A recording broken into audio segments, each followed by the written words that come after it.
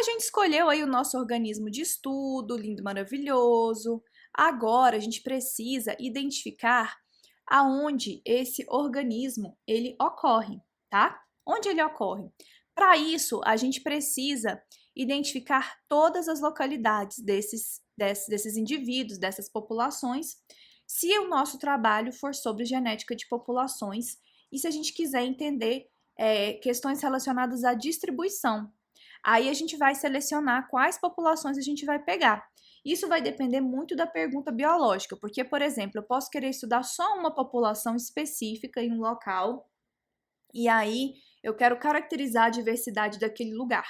Ou, por exemplo, eu posso pegar uma área que está bem degradada, bem antropizada, fazer a caracterização da diversidade genética nela e comparar com uma área conservada, e aí eu vou verificar se eu tenho diferenças na diversidade genética, considerando uma área conservada e uma área não conservada.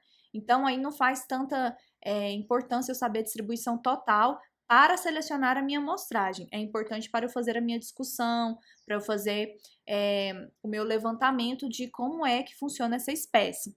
Mas vamos supor que você trabalhe com uma espécie, sei lá na Caatinga. E aí você quer fazer genética de populações de uma espécie na Caatinga, aqui nessa área aqui. Então, para esse caso, eu preciso fazer um levantamento de todos os pontos de ocorrência dessa espécie, aqui, e aí eu vou selecionar pontos para que eu faça esse estudo. E aí eu vou atrás de conseguir esses pontos.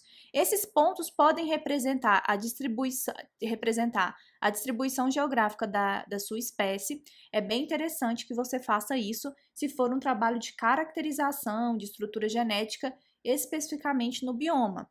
Ou, por exemplo, se você trabalha com bioma cerrado, olha essa espécie aqui em azul, amplamente distribuída. Eu tenho que sair coletando todas as populações que existem no multiverso? Não.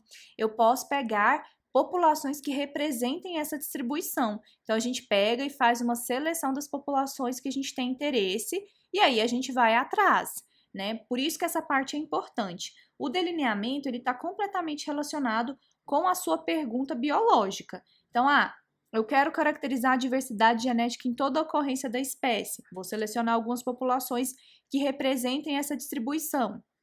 Não, eu quero responder um problema específico aqui dessa região que eu estou.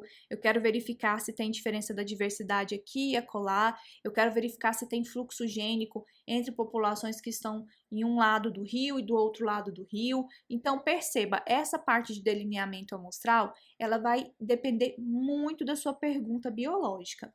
Geralmente, as pessoas me perguntam quantos indivíduos eu tenho que colocar dentro dos meus estudos em genética de populações. Os artigos, tá, sugerem que 30 seja um N amostral suficiente para você fazer o seu trabalho de genética de populações. Isso significa que se você tiver um N por população menor que 30, vai dar ruim? Não.